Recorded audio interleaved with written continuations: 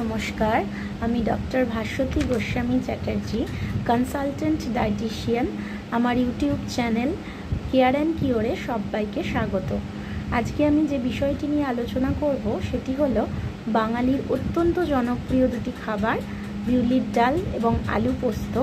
কেন আমরা এত জনপ্রিয় হিসেবে একে চিহ্নিত করি সেই আমাদের মা ঠাকুমাদের আমল থেকে, এবং এটি কেন এত জনপ্রিয় হয়ে উঠল আমাদের গ্রীষ্মের দুপুরে বলুন বা বাড়িতে অতিথি আসার সময় আমরা কেন এত এটিকে উপাদেয় খাদ্য হিসেবে চিহ্নিত করি।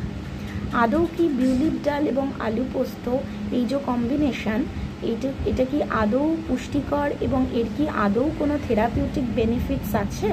আসুন আমরা জেনে নিই। প্রথমেই চলে আসি বিউলির ডাল আমরা কেন খাবো।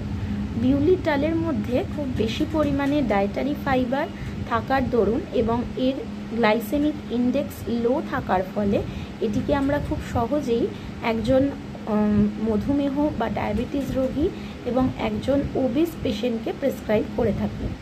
এছাড়াও এর মধ্যে আয়রন থাকে কিছুটা পরিমাণে, যার ফলে আমাদের শরীরে যে রক্ত চলাচল এবং আমাদের যে প্লেটলেট তৈরি বা আমাদের যে ওভারঅল যে পুষ্টি, সব তো ব্লাডের মাধ্যমে আমাদের নিউট্রিয়েন্টস সারা শরীরে প্রবাহিত হয়। ফলে বিউলির ডালের এই আয়রন কন্টেন্ট থাকার দরুন কিন্তু আমাদের ওভারঅল যে হেলথ সেটিও কিন্তু বুস্ট আপ হয়। এছাড়াও বিউলির ডালের মধ্যে কিছু মাইক্রোনিউট্রিয়েন্টস থাকে, যেমন ক্যালসিয়াম, ম্যাগনেসিয়াম, পটাশিয়াম। এগুলি থাকার দরুন আমাদের শরীরের যে স্কিনের, বিশেষ করে স্কিনের যে ঔজ্জ্বল্য এবং স্কিনের যে অ্যাকনে হচ্ছে বা পিম্পলস হচ্ছে বা সান ট্যান পড়ে যাচ্ছে বা কোথাও কোনো দাগ বা স্পট তৈরি হচ্ছে, এইগুলো থেকেও কিন্তু মুক্তি পাওয়ার জন্য আমরা বিউলির ডালকে ডায়েটে রাখতেই পারি।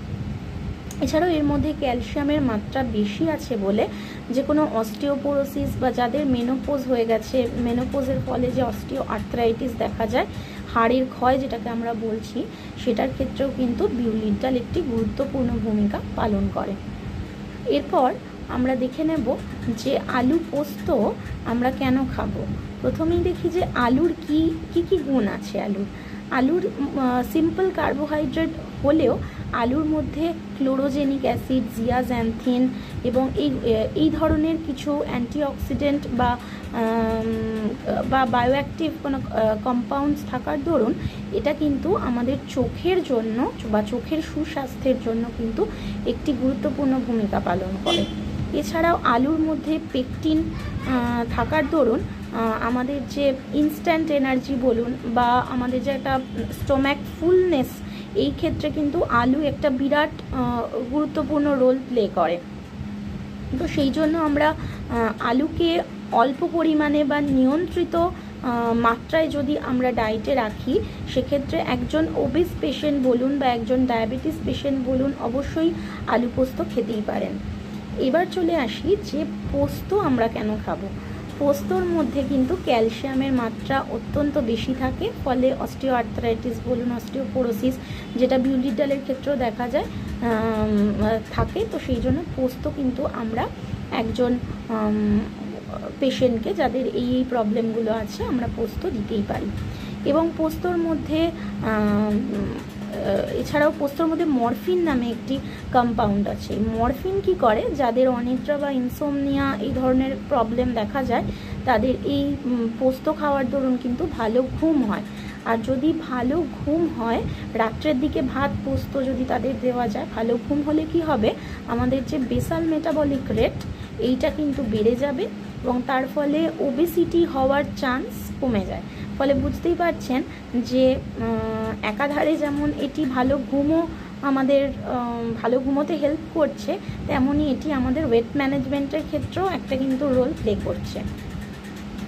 এছাড়াও পোস্তর মধ্যে কিছু পরিমাণে ডায়েটারি ফাইবার থাকার দরুন যাদের ইরিটেবল বাওয়েল সিনড্রোম আছে বা ইনডাইজেশনের একটা প্রবলেম আছে, তাদের ক্ষেত্রে কিন্তু পোস্ত কী করে, আমাদের বাওয়েল মুভমেন্ট বা পেরিস্টলসিস যেটা হয় সেটাকে ফাস্ট করে, তার ফলে আমাদের কনস্টিপেশনের প্রবলেমটাও যায় এবং একটা রেগুলার বেসিসে যে বাওয়েল ক্লিয়ারেন্স সেটার দিকেও কিন্তু খেয়াল রাখে।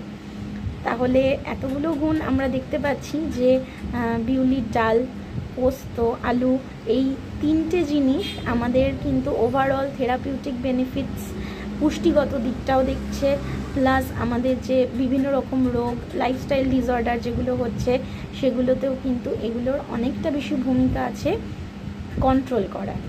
তো আজকের আলোচনা এই পর্যন্তই। আরও যদি কোনো নতুন বিষয়ে ভিডিও দেখতে চান বা আরও নতুন কোনো তথ্য জানতে চান, এবং অবশ্যই যদি আমার সাথে অ্যাপয়েন্টমেন্ট করে আমার কাছ থেকে কনসালটেশন নিতে চান, অবশ্যই কমেন্টস বক্সে এসে জানাবেন। ততদিনের জন্য ভালো থাকবেন, সুস্থ থাকবেন। নমস্কার।